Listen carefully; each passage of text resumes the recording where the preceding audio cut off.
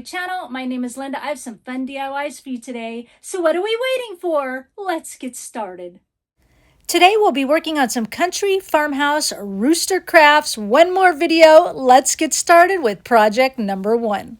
For this project, I do have a free pattern available for you on my blog. Now there's 2 ways to do this particular pattern. I've got this one full piece, all right, so you can do your chicken or rooster in one piece, or you can elect to divide it into 3 pieces, which is what I'm going to do. So you have this one on page 1, page 2 are the 3 pieces here. No matter which version you choose, you will need the crown, which is actually called the comb, the beak, the wing, and the feet. Thank you to my subscriber who told me that. Now I'm going to use some different fabrics here. I've got, some just different fabrics. I've got some from Joann's. This is like from a thrift store. This is a machine quilt that I bought off like eBay and cut up. This is some thick batting I'm going to use.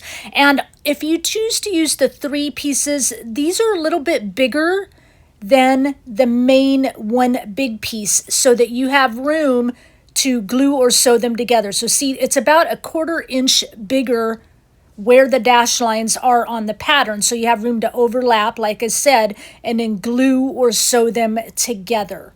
Okay, so I hope that's understandable. All right. So for my main pillow piece, this again is that machine quilt that I cut. I got off eBay. It's 12 wide by 16 tall. And each of my pattern pieces, this one is actually another machine quilt I got off like Wayfair, I think. I'm just cutting one. It's already quilted. You don't need batting, but I'm going to add an extra piece of batting just to give it a little more thickness. And in this piece, I cut one with a piece of batting, as well as the other piece cutting again one with a piece of batting. Both of those came from that little, it's actually like a little like mini quilt I got from a thrift store. Okay, and then this piece is, fabric I got at Joann's, but I believe Hobby Lobby has it as well. It's already quilted. Again, a piece of batting. This is for the wing. And then I've got 2 pieces of thin fabric here. Because it's thin, I cut 2, and a piece of batting. You really only need 1. And then just showing you the pattern pieces it goes with. The beak, I'm only going to cut 1. It's a small piece. I'm not going to try to squeeze batting in there. And then for the feet, again, no extra batting, and I cut the same material as I did the wing. Now, if you're a gluer, if you're doing the 3-piece method, you're going to put the 2 on the top together, and then right down the center, right sides together, pretty sides together, you're going to glue, okay? And then I'm going to show you here, just kind of like lay it like it's glued. This is what it's going to look like, okay? And then you're going to take your bottom piece, straight edge, and line it up with the straight edge of the 2 pieces you just put together and glue. All right, if you're adding batting, you can glue the individual batting pieces on the back, or if you're using one whole bird, you can glue that whole batting piece on the back. All right, and then you can glue your feet down first. Whichever body you decide to do, glue that down. All right, then you're going to come in and glue your comb down, or whatever order you want. Your beak down. I mean, the feet and the bird's got to go first, but you can glue your beak or your comb down first, then your wing. Now we're going to do the same pattern if we're sewing. Our feet go down first, our bird goes down first, only onto the first layer of the main pillow fabric only. Do not go through both layers. So your comb on, your beak on, your wing on. Now I want to show you something here. My patterns are not perfect. They're hand drawn. So when you put your edges together to glue or sew, make sure that straight edge is together, and check your other straight edges and make sure they align end to end. See here, that does not align end to end, so I'm just going to cut it off. They are not perfect, okay? So sew or glue down that. Let's go ahead and sew, of course. We're on the sewing theme now. You gluers are probably done waiting for the next part. All right, so here it is all sewn. And then I'm going to bring the bottom piece up, straight edges together to the bottom edge of the 2 pieces we just joined together. Probably easier to watch than what I'm saying. Sew together. And then here's what it is. Now look, it's all now a bird. See how I'm like past the edges of that top piece? Trim that off. Again, my drawing is not perfect, okay? I'm going to trim this edge off too because it wasn't quite straight across. It was a little bit bigger, not a big deal. Now I'm going to sew my beak on off camera. Here it is done. Look at that magic of editing. And then on the back side, I'm going to just start attaching my batting. I'm going to just start gluing it on. And gluers, this is what I meant by attaching your batting. Now you may have to trim them down if you cut them at the, with the main pattern piece, because when you sew or glue your rooster together, those pieces get smaller. So that's what I'm doing here. I'm cutting them down and then gluing them on. Okay. Now I'm going to put everything level, like side to side. I'm about 1 inch, 1.5 inches, something like that from the side. I'm just going to make sure top to bottom it's even with spacing, and then side to side even with spacing, so that I know where to start my feet. Okay, because that's the thing we want to sew or glue on first, because our feet are just kind of in the background, right? Our rooster, bird, chicken, whatever I'm going to call it, it's going to sit on top. And I didn't put batting behind these. As I said earlier, I didn't cut any extra batting because I want these in the background, but I don't really want them prevalent. Is that understandable? So I figured they will show up enough just by me using the darker color of thread. And that's why I chose a darker color, because it does show up a little bit more, as you can see here. All right, so once our feet are on, then over the top with our rooster, chicken. All right, I'm going to pin it down, and then of course I'll go next to all the other steps I have left to do. Sew this down, sew the comb on, sew the wing on. All right, here we go for that one. And a little bit of music to enjoy as you watch me sew, because I've said everything that I really need to say at this moment. Talk with you again in a minute.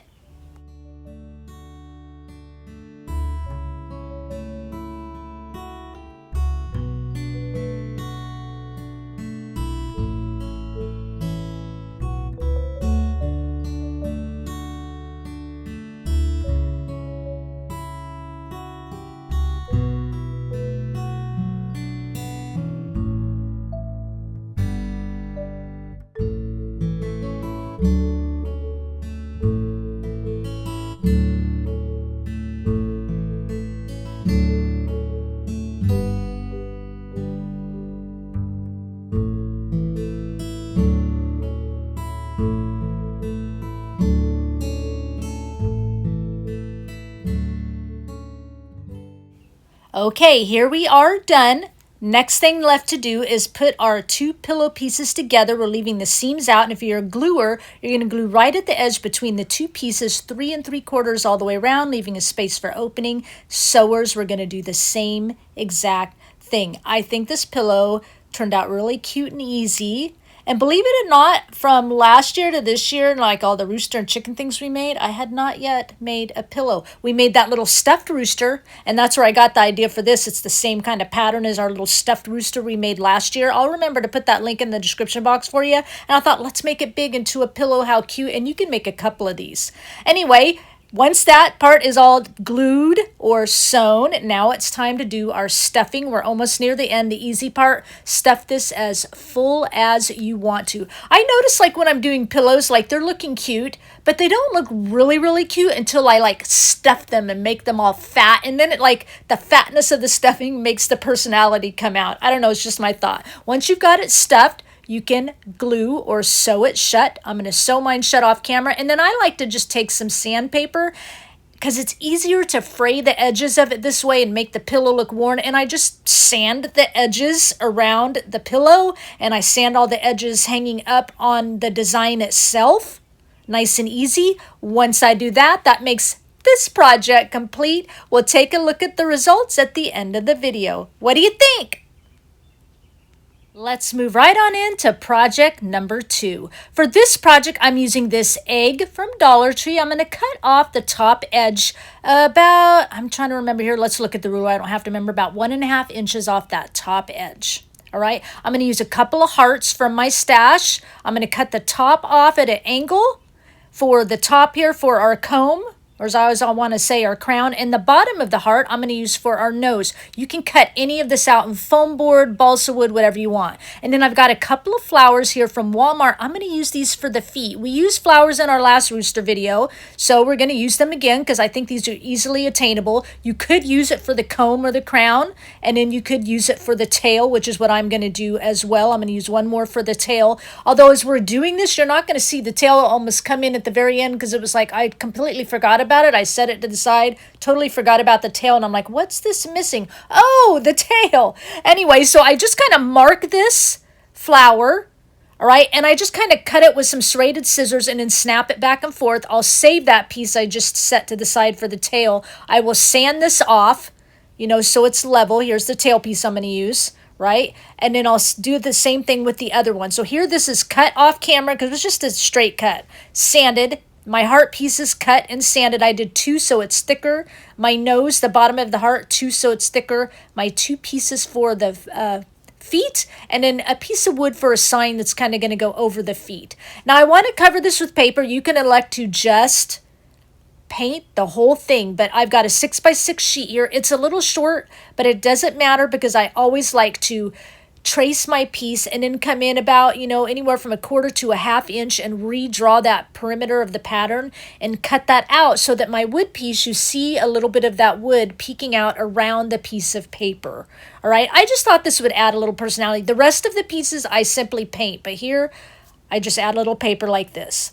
All right, now I want to place my sign down here before I get started. When I place it down, did you see that? It kind of wobbles because the space here. I need to fill it in, so I'm just taking some really thick cardboard here, cutting 2 pieces so I can fill it in for the space. Now you could use this same kind of method to make the nose if you know you don't have a heart and you're going to use some floral pieces for the feet and the tail and you need something for the nose. All right, I'm going to use Waverly Antique Wax to paint all my pieces first. I like to darken them first, and then I'm going to come in with Dixie Belle chalk paint and Rusty Nail for like my crown and tail and that kind of thing. This is some paint I've been using. It's like a yellow, a orange, and like a really light tan colored brown mixed together, kind of make like a country yellow orange for the beak, of course, and the feet. And then Dixie Belle chalk paint in the color drop cloth for the body and the sign. Did I just say I was going to use the Rusty Nail on the feet earlier? I'm only going to use it on the crown and the tail. All right, so I'm painting the, it just came to my mind. Did I say that wrong? Painting my Waverly Antique Wax. And I do this, if you're new to my channel, because this is pretty dark, but the lighter wood, if I just go to paint light colored paint on light wood, not so much the dark color, but I do it with the dark color anyway. That way when I do paint over the top and I go to distress it, you're going to see some of that dark staining around the edges. And it really helps on the light colored wood, but then it just adds depth to any darker color paint. All right, now I'm bringing my 1 sheet of scrapbook paper to my sewing machine and I'm just sewing on it like it's regular fabric. I like to add this kind of thing to my products because I think it just gives it a nice, cute little country look. Before we move on to the next scene of our crafting, I'm putting in this quick kitty session. A lot of you might be new to my channel. Those of you aren't, you already know. You always see like feet and bums and tails in my crafting area because this is where I craft. I have a 6-foot long table space. They love to sit up above my crafting area because they're always here looking out the window. This is Boston. The one on the left is Bella. I'm sorry, this is not a professional video. This is what you're going to see, but this is why you always tend to see bums and feet and tail because they love their window. All right, back to crafting. I'm gluing my 2 pieces together for my nose because I want it really thick, my beak, excuse me. And then I'm gluing my 2 pieces together, the top of the hearts for my comb of my rooster, and then I'm going to start painting everything. I'm taking that yellow orangey brown country color and painting my feet here, and I'll paint front and back and around the edges, of course, 2 coats. I just show a little bit of it. Painting can get boring, but you know I'm doing it and you can kind of see the process a little bit. So we get this other foot painted, and then of course coming in on the beak. Then we're going to come in on the crown. Front and back, of course, because we're going to see the back side of this. And you'll see why, too. You may already know why I doubled my pieces to make them look a little thicker for the crown and the tail. The tail I do double. But you don't see that later because I haven't done it yet. I'm doing all this and the tail is nowhere to be seen. Anyway, now I'm coming in with the drop cloth, painting the sign. And I'll paint around our rooster here. The back completely, the sides, and the front just a little bit around the edging because, remember, I have my paper to fill the center. But I like my back finished off. All right, then I'm going to come in flick things out of the way as I distress stuff. Now see how that Waverly and my beautiful fingers, that Waverly Antique Wax, that brown's coming out around the paint.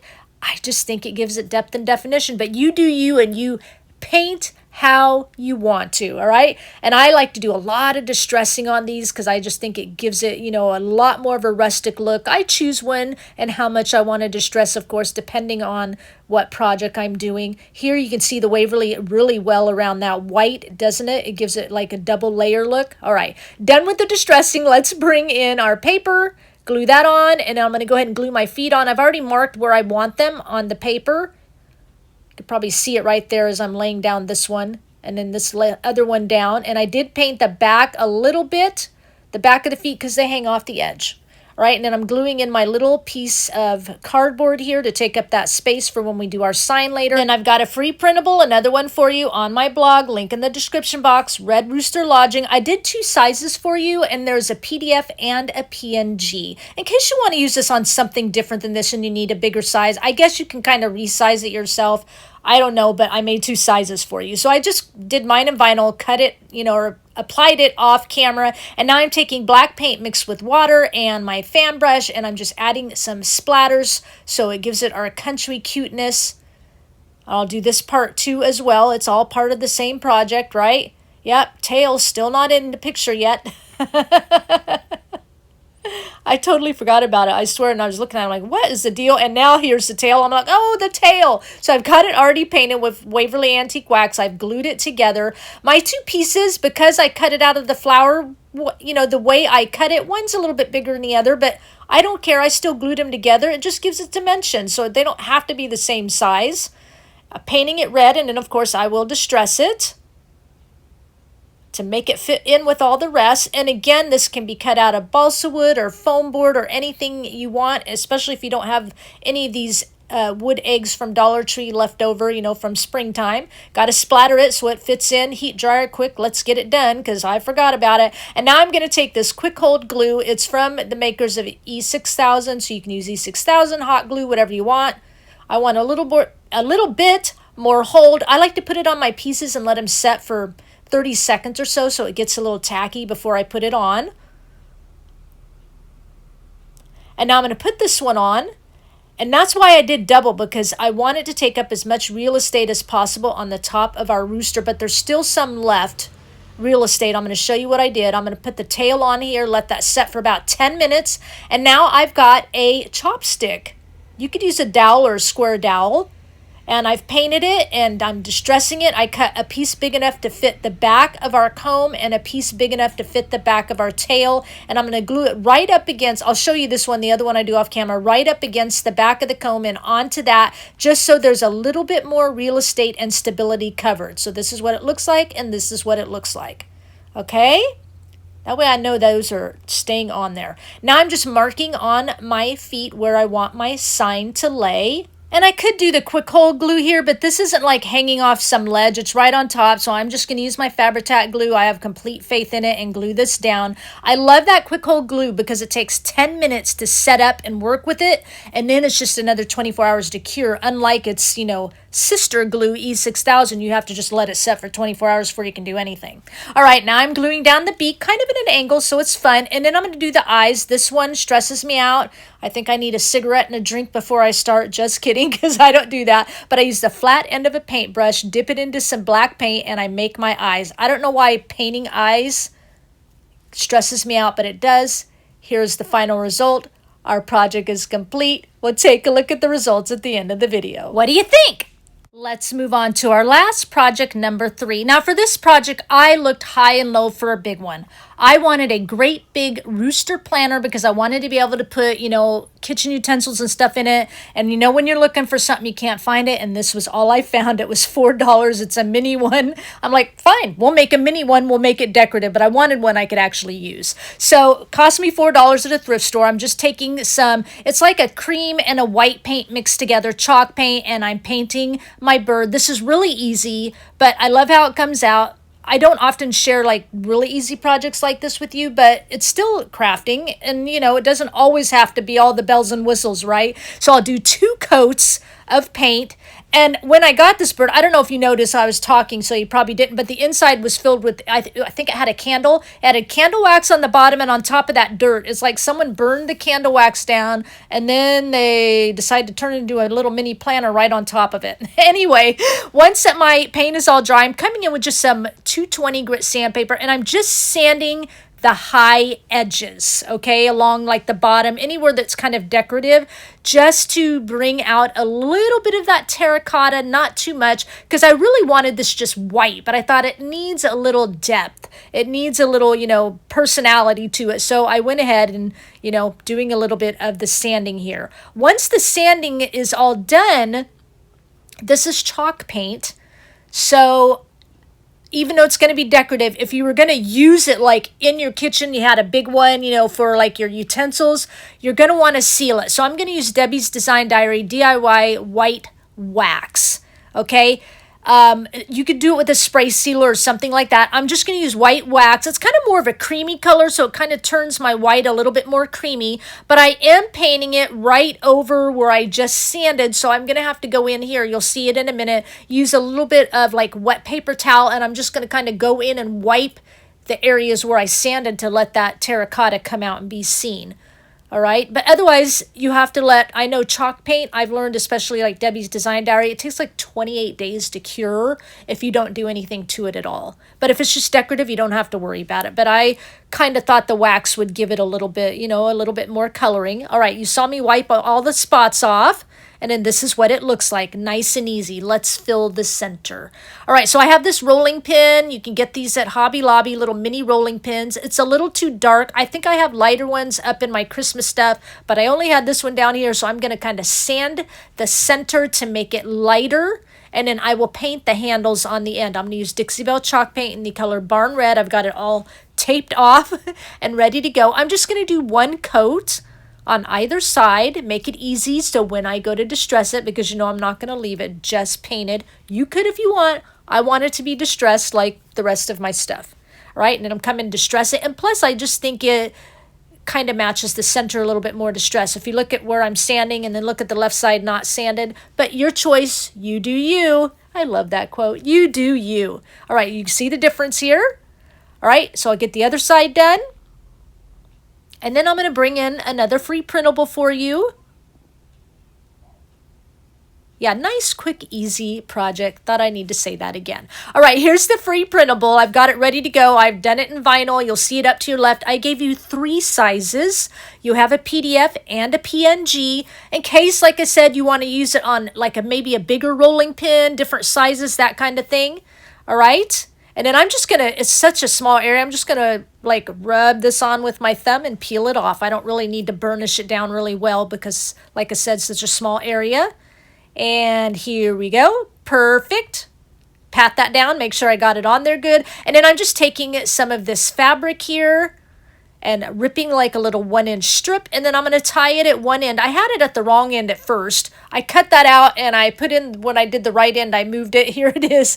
I put it at the right end that I wanted it to be on. I'm just tying a little simple knot around the end and cutting off some excess, just a tiny little wrap of fabric. Now I have some vintage music here, some vintage music from a Christian music book, and I'm just tearing around it all sides to the size I want it to be. Since this is mini, I don't really have a lot of mini utensils to put in there. I would love to have those old mini metal play utensils, for kids way back when, but I don't have any. Anyway, so I'm going to roll it up when I get it to the size I want. I've got it already glued. I glued the one end, rolled it up, and I'm just taking this Distress Oxide ink and Vintage Photo, and I'm just kind of distressing the edges with the ink. Now we're going to place our stuff in here. These look kind of vintage. I did get them in like an antique mall, but so they'll work. A little measuring spoons, get my rolling pin in there, get our little sheet music in there. I think it turned out cute. I was going to put like a little clump of flowers in there, but I forgot, but like baby's breath would be cute. And that makes this easy project complete. What do you think?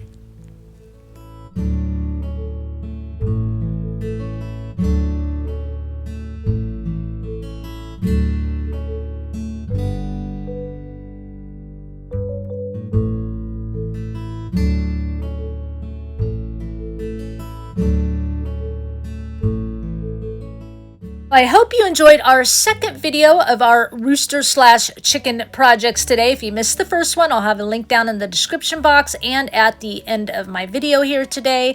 Leave me a comment down below and let me know which project is your favorite.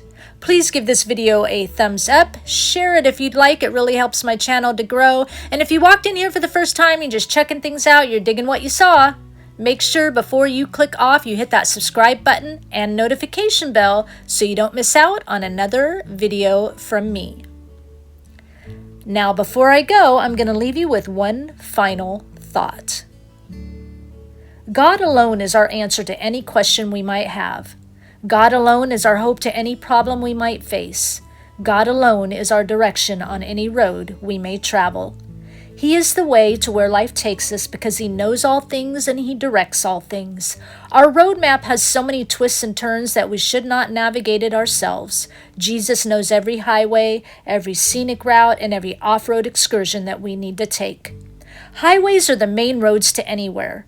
They're used primarily for long-distance trips, and most often we can increase our speed to get there faster, but the roads can be long and monotonous when traveling alone.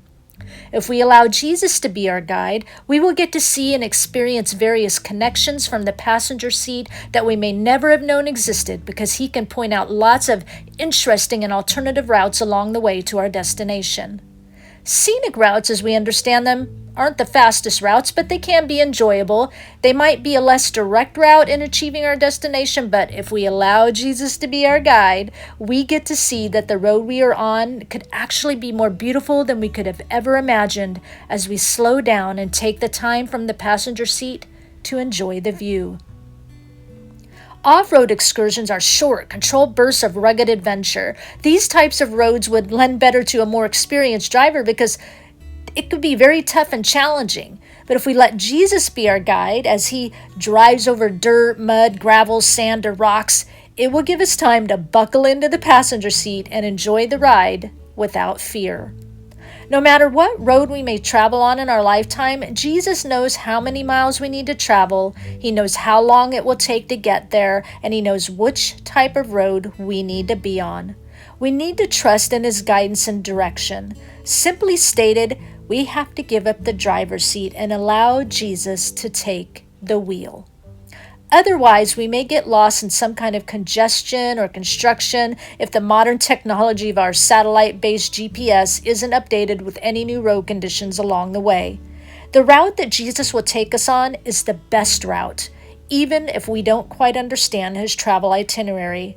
Our road may have lots of miles, detours, and bumps, but by allowing God to drive with His wisdom and His perfect map, it means that we get to rest in the passenger seat. Maybe take a little nap, trusting that we will arrive safely to our destination of where we need to be right on time. I thank you for sharing your time with me, and I'll talk with you again soon. Bye.